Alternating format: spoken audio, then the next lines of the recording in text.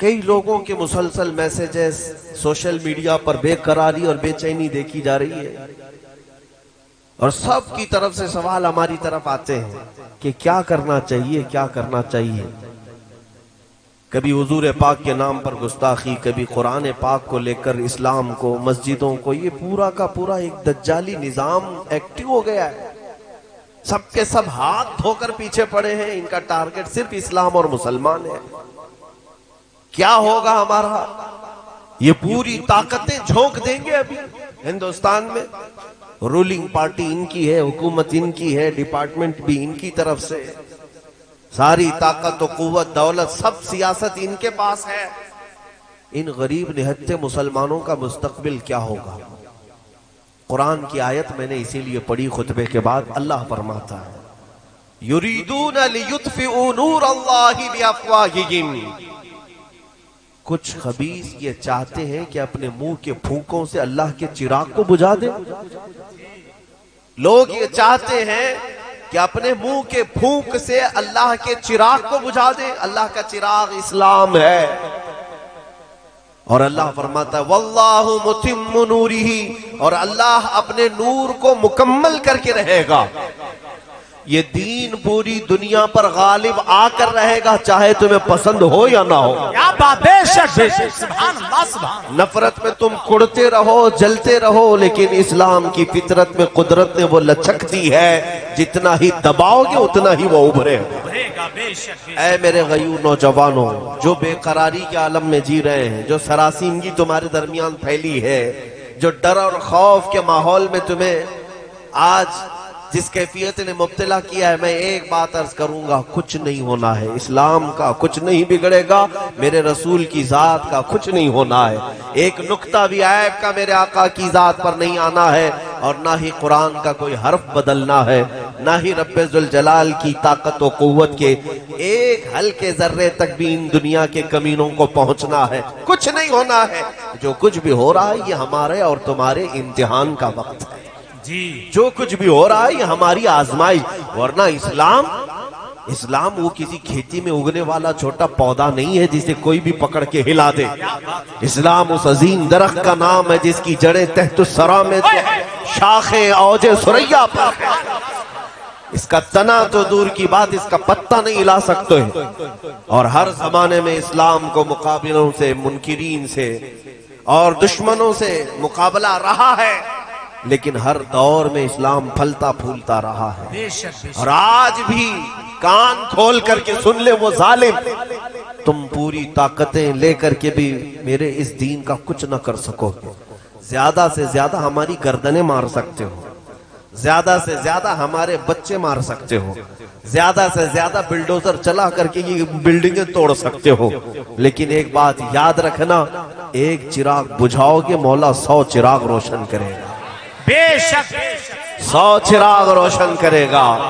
اور ہمارا معاملہ تو یہ ہے میرے عزیزوں، میں ڈر اور خوف سے تمہیں نکالنے کے لیے بات کر رہا ہوں۔ ڈر اور خوف سنیوں کو تو زیب دیتا بھی نہیں جی، اور جس کے نگہبان اعلی حضرت ہو اور وہ اپنے درس میں یہ ہم سب کو سمجھاتے بھی ہوں، خوف نہ رکھ رضا ذرا تو ہے عبد مصطفیٰ، خوف نہ رکھ رضا ذرا تو ہے عبد مصطفیٰ، تیرے لیے امان ہے، تیرے لیے امان ہے۔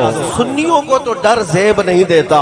اور پھر میں آخری جملہ یہ اس ڈر اور خوف کے لیے جو استعمال کیا جاتا ہے اس کی بھی وضاحت کر دوں۔ ہمارے بچے اب سنبھل چکے ہیں الحمدللہ۔ میں نے ہر شہر میں آج دیکھا ہے، ہندوستان بھر کے تقریباً 22 اسٹیٹ میں، میں تقریباً 4-5 مہینے میں جا کر آیا، کئی شہروں میں نوجوان بچوں کو میں نے دیکھا ہے کہ وہ محمد عربی کا شعر زندہ ہو رہا ہے۔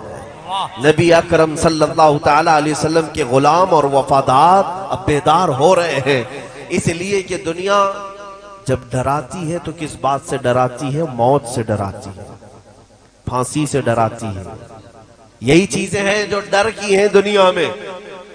اے میرے عزیزوں، کیا آپ نہیں دیکھ رہے ان برساتی کیڑوں کو؟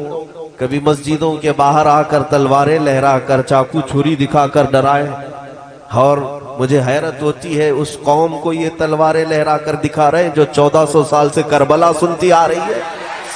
اللہ اللہ اللہ اللہ. الحمدللہ ہمارا ہر بچہ یہ جانتا ہے. اب آپ حضرات پوری تقریر سن لے، ہونے کے بعد سب ایک ساتھ نعرے لگیں. آپ لوگ نعرے زیادہ لگاتے ہیں اور ظاہر سی بات ہے سنیوں کے ہی ہاں یہ ماحول ہے کہ نعرہ تکبیر اور نعرہ رسالت میں ہمارے ہاں وہ اثر ہے جس کو اقبال نے کہا تھا. ہاں بات سچی ہے، وہ ہمارے انہی جوانوں کا نعرہ ہے جس کے لیے اقبال کہا تھا کفر دم توڑ دے گا ٹوٹی ہوئی شمشیر کے ساتھ. کفر دم توڑ دے گا ٹوٹی ہوئی شمشیر کے ساتھ، گر تم نکل آ جاؤ ایک بار نعرہ تکبیر کے ساتھ. ہاں یہ ہمارے نعروں کا اثر ہے. میں جو بات عرض کر رہا تھا آپ توجہ سے سن لیں. دنیا کے پاس سب سے زیادہ ڈرانے کے لیے جو چیز ہوتی ہے وہ موت ہے. تمہاری موت، تمہاری پھانسی، تمہاری سزائے موت، یہی تمام چیزیں ہیں.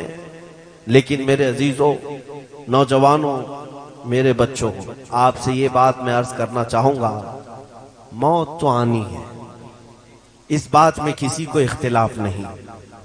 آج یا کل ملک الموت ہمارے گھر بھی آنے ہیں. پاؤں رگڑ کر کے اپنے بستر پر یا ہاسپٹل پر مر جانے سے تو بہتر ہے میرے مصطفیٰ کی عزت پر قربان ہو جائے. اس سے بہتر موت کیا ہو سکتی ہے؟ ہاں ادھر موت آئے تو سمجھ میں نہیں آتا کوما میں آئی کہ کینسر میں آئی کہ کس میں آئی، لیکن حضور کی محبت میں آئے تو اتنا تو پکا ہے کہ روح نکلنے سے پہلے سرہانے وہ ضرور تشریف لاتے ہیں، وہ ضرور تشریف لاتے ہیں. تو موت کا ڈر اور موت کا خوف اپنے سینے سے نکالو اور پھر ببانگے دہل یہ دنیا کو بتاؤ کہ اسے موت سے ڈراؤ جو جینا چاہتا ہے. جسے جینے کا شوق ہے اسے موت سے ڈرانا چاہیے. اور ہم تو روز رات اس انتظار میں سوتے ہیں کہ اگر روح نکلی تو میرے مصطفیٰ کا دیدار ہو جائے. ہم قبر میں بھی جاتے ہیں تو نبی اکرم صلی اللہ تعالی علیہ وسلم کے دیدار کی غرض لے کر کے جاتے ہیں. بہرحال جو بات میں عرض کر رہا ہوں وہ توجہ سے سنیں کہ اسلام کا کچھ نہیں بگڑے گا، قرآن کا کچھ نہیں. رسول پاک کی ذات کا حال تو یہ ہے یہ ہزار بھونکتے رہیں کچھ نہ ہونا ہے، رہے گا یوں ہی ان کا چرچا رہے گا، رہے گا یوں ہی ان کا چرچا رہے گا. پڑے خاک ہو جائیں جل جانے والے، یا رسول اللہ تو گھٹائے سے کسی کے نہ گھٹا ہے نہ گھٹے گا، جب بڑھائے تجھے اللہ تعالیٰ تیرا. مٹ گئے مٹتے ہیں مٹ جائیں گے آدھا تیرے، نہ مٹا ہے نہ مٹے گا کبھی چرچا تیرا. حضور پاک کی ذات کا بھی یہ کچھ نہ کر سکیں گے، لیکن اتنی بات ضرور ہے کہ تمہارا اور ہمارا امتحان ہو رہا ہے. یہ جو حالات پیدا ہوئے، اسلام ختم نہیں ہونا ہے، نہ قرآن کو اور نہ ہی رسول پاک کی سیرت کو، یہ سب برقرار رہیں گی چیزیں. لیکن تمہارا اور ہمارا امتحان ہے. ظالموں کو گردن پر ہمارے مسلط کیا جاتا ہے، دشمنوں کو ہمارے اوپر مسلط کیا جاتا ہے ہمارے امتحان کے لیے. اب ان کا انجام کیا ہوگا وہ تو دنیا دیکھے گی، لیکن اے میرے عزیزو اس امتحان کی گھڑی میں اب یہ دیکھا جائے گا کہ بغیر صرف اور صرف ٹوپی اور داڑھی کے نام پر مسلمان ہے یا پھر حقیقت میں اپنی جان سے حضور کے لیے قربان ہے. ہاں اب یہ سب آپ کو ایک سال کے اندر دیکھنا بڑے بڑے چہرے سامنے آنے لگ جائیں گے. یہ امتحان کی گھڑی اس لیے آئی ہے کہ یہ پتہ لگ جائے کہ اس جماعت میں کتنے کھرے ہیں اور کتنے کھوٹے ہیں. حضور پاک صلی اللہ تعالی علیہ وسلم کی ناموس کے لیے، قرآن کی عظمت کے لیے اور اسلام کی بلندی کے لیے ان حالات میں وہی ڈٹا رہے گا، وہی جمع رہے گا جو کھڑا ہوگا، اور جو اندر سے کھوٹا ہے وہ جلدی سے پارٹی بدل لے گا. ہاں آج پارٹی بدلنے کا زمانہ ہے. فوراً ادھر گنگوتری میں چلے جائیں، نہا لیں اور سب گناہ پاک ہو جائیں گے ان کے عقیدے کے اعتبار سے.